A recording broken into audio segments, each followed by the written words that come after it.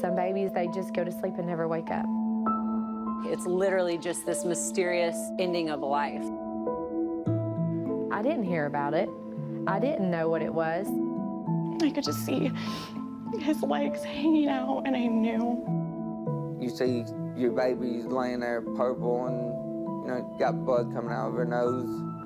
I just wanted her back. The cause of death was SIDS.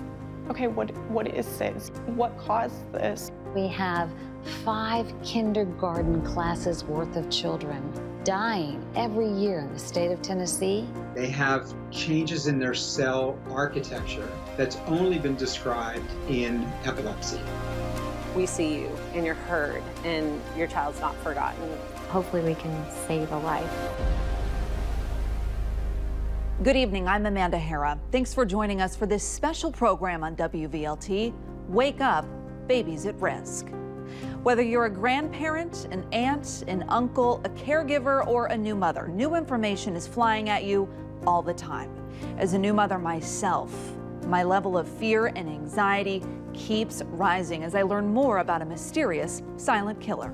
Even though it's the leading cause of death for babies under 1, it is not the lead in many conversations. And what's most alarming, the things you do every day, things you believe to be safe, could actually be deadly for your baby. We're talking about SIDS, sudden infant death syndrome, and we're going to talk about it in a way you've probably never heard.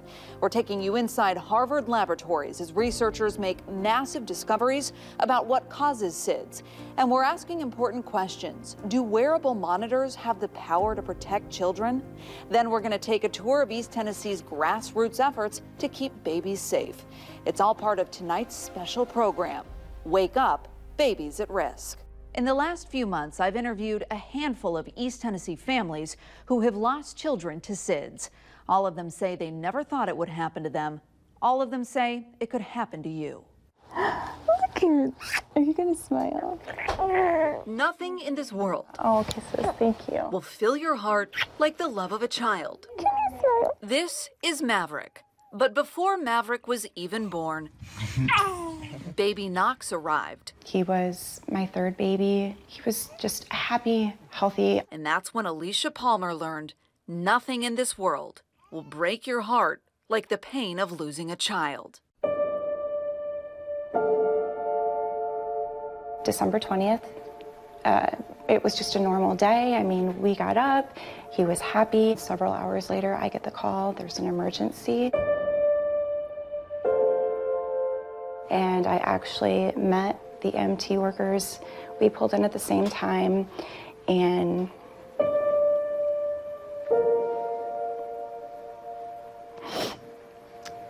they were carrying him out. He was wrapped in a blanket. I could just see his legs hanging out, and I knew it was really, really bad at that point. Her baby Knox, just 3 months old, died a mysterious and unexpected death while at daycare. The diagnosis was SIDS, sudden infant death syndrome. Every day I sit here and I think there's going to be a mom and a dad. They're going to put their baby down for a nap, or they're going to put their baby to sleep tonight, and that baby is not going to wake up. That happens every single day. It did happen again to Courtney and Anthony Singh. All right, let's go this way, boys. She was pretty much a perfect baby. When their daughter Cassie, Until the night that she passed away. was just 2 months old. Something like woke me up at about 2 o'clock and said, you need to check on her. He said she's not breathing. Courtney called 911. She walked me through doing CPR. So,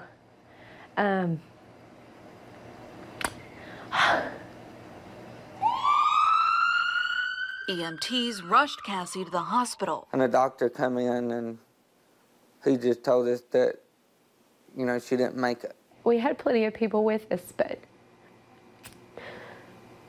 at that moment, I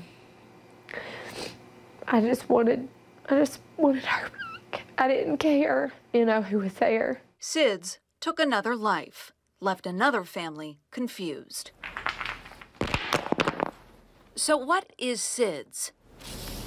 Well, that's mostly a mystery. But we do know a baby is most at risk for sudden infant death syndrome during the first 4 months of life. That's why consistently practicing safe sleep is so important. The American Academy of Pediatrics says that babies should sleep alone in their own crib and on their back, on top of a fitted sheet in a completely empty crib. There should be nothing in the crib with your baby. No blankets, no pillows, no bumpers, and no toys. But still, that may not be enough. For all that we don't know about SIDS, we do know this. It is likely the very moment that a disease we have not identified yet turns deadly. So what's a mother to do? Hi, this is Alicia with Knox Blocks. How can I help you? Alicia Palmer started Knox Blocks, named after her son Knox, aimed at helping families avoid heartbreak. Knox Blocks donates wearable monitors that track a baby's heart rate and oxygen level, then send alerts to parents when something seems wrong. Alicia says the device could have saved her baby Knox. There's a lot of physicians that we've talked to where they truly feel like, yeah, they could have. Just a minute starting CPR could have made the world of a difference. Even though some experts say there is not a single reported case of a wearable monitor saving a baby from SIDS, but Alicia says there's comfort in knowing when something goes wrong. Comfort that Courtney and Anthony Singh have new reason to want. I would really love to have an Owlet monitor. Here is a little brief story of why. September 2013, we finally had a daughter. She was more beautiful than we could have ever expected. We took Cassie to church for the first time on November 24th. We had no idea that would be the last time that we would spend with her while she was alive. At 2 a.m., he woke up to check on her and she was gone. That was and will always be the worst day of my life. life. We would feel so much better if we could have an Owlet monitor. When I read her story, it was our story. I mean, it was just, I knew the pain that she lived through.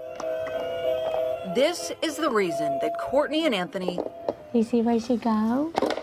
asked Knox Blocks for a smart sock. Yeah, this is our miracle. And this is why Knox Blocks said yes. There we go.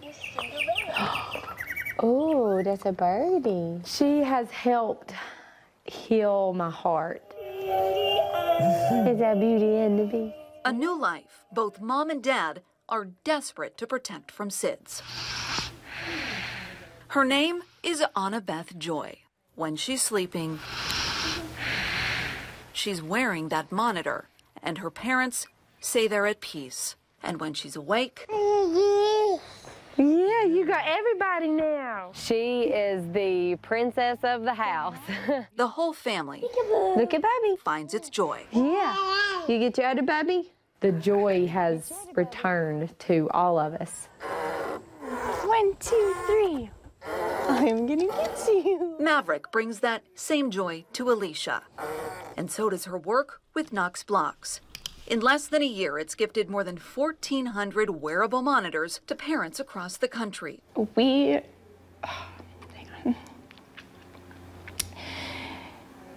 truly believe that Knox had a purpose, that he still does have a purpose. And we believe that this is it, you know. We lost him at 3.5 months. And he has accomplished more than most people do their whole life, truly.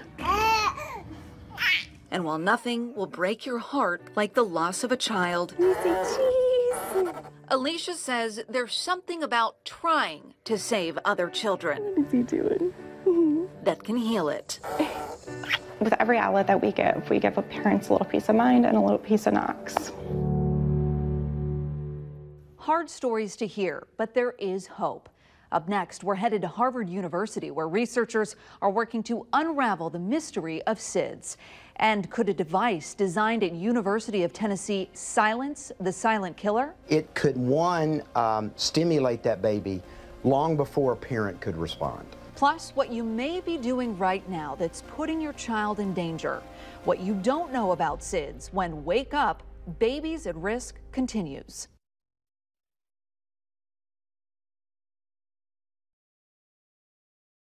Defining SIDS isn't easy, not for us, not for doctors, and not for researchers.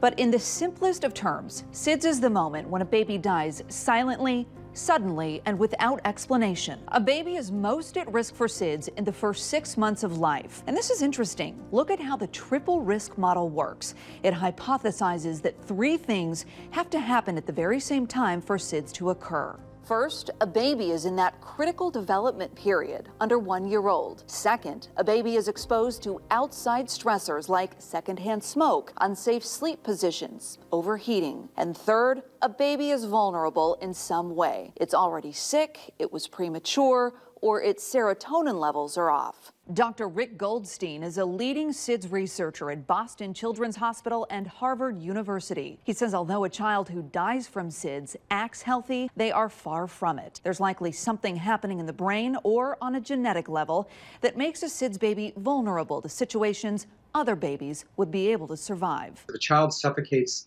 in a crib from a blanket, they've died of suffocation. But what I am saying is that if a child has a blanket that's near them and they're rebreathing, and 99% of the time a child would not have difficulty with it, but that child ends up dying, then that's more like what we think is going on with SIDS. Dr. Rick Goldstein is leading that team of researchers from Harvard University and Boston Children's Hospital. He says about 40% of babies who die from SIDS don't have enough of the chemical serotonin in the part of their brain that controls breathing and heart rate. We take mice and we set them up in chambers and we reduce the amount of oxygen and increase the amount of carbon dioxide in the chamber. And the normal mouse has a very stereotypic set of responses that are the autoresuscitation. Their heart rate goes up, they breathe faster, they arch, they yawn. They do a lot of things that babies would also do in that sort of a situation. But then you take that same mouse and you turn down the serotonin in the brainstem, and they just lay there and die. That's the difference in an otherwise survivable situation between the child who does die, we think, and the child who survives from those threats. So something about the serotonin is enabling the healthy baby to react appropriately and recover. Correct. Absolutely. That's research that Dr. Goldstein and his team are building on. In fact, in the last 5 years, they've made a startling discovery. Some of the babies who die of SIDS, their brains look alarmingly similar to the brains of people with epilepsy. 40% of infants who die from SIDS, that in that region of the brain, they have changes in their cell architecture that's only been described in epilepsy. It raises questions about whether this is a first-time seizure that's not survivable, that somehow is related to it. We know that when parts of the brain are having a lot of seizures, that there's a local effect on serotonin, and the serotonin levels go down. Researchers are still looking for all the answers, but the unknown is unsettling. Many parents are now buying products that promise to rouse a baby or sound the alarm when vital signs seem concerning. There are several wearable monitors on the market now. We've heard a little bit about the Owlet. It's a smart sock that tracks heart rate and oxygen levels. When something seems wrong, it sends an alert to your phone. The Snooze a Hero clips onto the diaper and promises to rouse a baby if no abdominal movement is detected for 15 seconds. After 5 more seconds without motion, a loud alarm will sound. Nebo is another option. It looks like a watch for a baby and connects to your phone. It's advertised to track heart rate and oxygen levels and notify parents if a baby is in distress or experiencing breathing problems. Doctors at the University of Tennessee are working with the bioengineering department on a device they say detects problems much faster than these other products. Dr. Mark Gaylord says that a small monitor fits into the nose and picks up changes in breathing, which he says come much earlier than other signs of trouble like changes in heart rate or oxygen levels. His device is wireless and would do two things at once: vibrate to rouse the baby and alert mom and dad. It could, one, stimulate that baby long before a parent could respond. If you could have this wireless that it stimulates the baby at the same time sending an alarm to the parent's cell phone, then it could might cause a big change. Dr. Gaylord says the device could help babies in the NICU and at home, and adult apnea patients at home too. Clinical trials should start in the next year. Those are just a few of the options out there. The ones that are on the market now range in price anywhere from $90 all the way to several $100s. But do they actually work? There is no evidence of a life saved because someone intervened and the alarms went off sooner. He says it is possible for one of these monitors to save a child from something other than SIDS. That's why Knox Blocks gifts the Owlet monitor to at-risk babies, babies born prematurely or with heart conditions. In fact, founder Alicia Palmer says one of those gifts alerted a mother to a heart condition she didn't know about. It's showing that her infant's heart rate was 280 beats per minute. And as a nurse, she's like, that's not possible. So she goes and she gets her stethoscope and she puts it up to his chest, and she said it just sounded like there was a hummingbird. So they actually had to reset his heart rate. It worked. Well, some parents say that these monitors provide a peace of mind. At least I knew when the trouble started. At least I had a chance to try. I always tell people it's not going to prevent, it's not going to save your baby. It does not replace safe sleep practices. All this does is just a mechanism to say my baby's in trouble, and you know I can do something or try to do something about it. At the end of the day, it's up to you and your pediatrician to decide what's best when it comes to a monitor. If you really want to reduce your risk of SIDS, experts largely agree that safe sleep is your best bet. The Safe Sleep campaign started in the 90s and cut the number of SIDS deaths by 50%. Here are the rules, or the ABCs, of safe sleep. Your baby should sleep alone, on its back, and in a crib. Experts say your baby can share your room, but not your bed. Once they're old enough to roll over, it's okay if they change position during the night. Your baby's crib should be bare. No blankets, no pillows, no bumpers, and no toys. So it's ABC.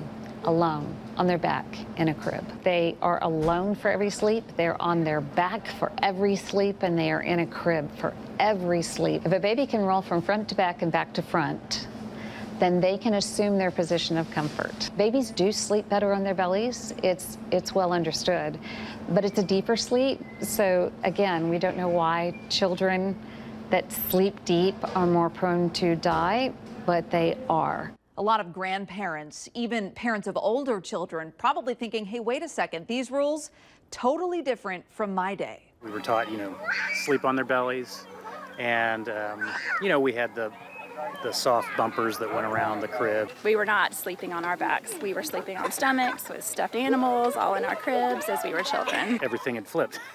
Literally, the baby was to be on its back, and don't put a blanket in there, don't put bumpers around, and those are all choking hazards. Oh yes, they have changed. Oftentimes this can cause conflict between grandparents and parents, or older caregivers and parents. Never assume that your caregiver knows the newest rules, and know that they keep changing for a reason. We have 5 kindergarten classes worth of children dying every year in the state of Tennessee. Then there's got to be more to know. So I would hope that the recommendations are going to change and improve with time. You're probably wondering, no blankets. How am I going to keep my baby warm at night? I know I certainly did. Well, there's an East Tennessee family that has a fix, and they're making deliveries to the maternity ward. It's the middle of the work week during office hours, but Brittany Weaver's day job is taking a back seat as she steers her car towards a delivery that could mean life or death. The thought is, hopefully we can save a life. Each box contains sleep sacks, wearable blankets for newborns. Our first delivery was about 400 sleep sacks. It promotes safe sleep. It's taking the blankets out of the cribs, and that's at least one step, you know, to reduce the risk. Tennova Hospital delivers the donations to new mothers. Just the type of person that Brittany and her husband Ben are hoping to reach. Where do I want to reach them? I want to reach them at the hospital before they take the baby home. Hey! This, though, is far from a random act of kindness. It's a purposeful gesture born from personal pain. This is the day he was born. First moment that we laid eyes on him, he was perfect. Mason Archer Weaver was born on January 6th. 4 months later, I was in a hurry and actually left and then thought I didn't give him a kiss. And so I came back and I gave him a kiss and sorry. That was the day Mason passed away. We believe that the cause of death was SIDS from what we know. In the months that followed, Brittany turned her pain into prevention. It was extremely therapeutic for her. Using Mason's initials, she created Ma's Cause, raised a lot of money. A $10 donation would go toward a sleep sack for a child. Then bought and donated hundreds of sleep sacks. For me, the foundation was a lot about extending his legacy. You know, you think as a father, you have a son, your legacy is going to live on through him.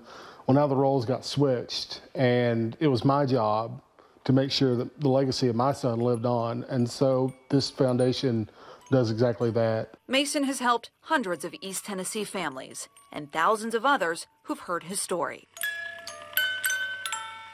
And that's what's driving Ben and Brittany Weaver. He was here and he mattered, and this foundation really brings that to life. Just because you know the rules on safe sleep doesn't mean that your caregiver does. These papers are actually the violation history for every licensed daycare in Knox County. And if you read through these papers, you'll find alarming details of babies being put at risk. Experts say it is so important to do your research before choosing a daycare provider. You can actually get all this information online. We have a link on our website, WVLT.tv. We have an opportunity today to save the babies of tomorrow. And it's as easy as your daily workout or regular family night out. We're showing you all the ways East Tennesseans are fighting back. We're learning how important it is for babies to have safe sleep environments. The problem is, not all parents can afford one. That's why Children's Hospital stockpiles pack-and-plays for people who need them. It's just one of a handful of places participating in the Cribs for Kids program. If you need one, call the Knox County Health Department, your doctor, or Children's Hospital. We've covered a lot. There are new rules when it comes to safe sleep. There's groundbreaking research that is unraveling what causes SIDS. And there are doctors right here in East Tennessee developing new ways to prevent more deaths. We know it's a lot to take in and that you probably have questions. We have experts standing by right now. Join us on the WVLT Facebook page to ask your questions and get your answers. How close do you think we are to cracking this mystery? I think it'll take 10, 15 years for us to really understand, but I think we're on the threshold of a whole new era in terms of this. It's therapeutic for me to talk about my son. He was here and he mattered. We can't love her up close, but we can still love her. He still does have a purpose, and we believe that this is it. Hopefully we can save a life.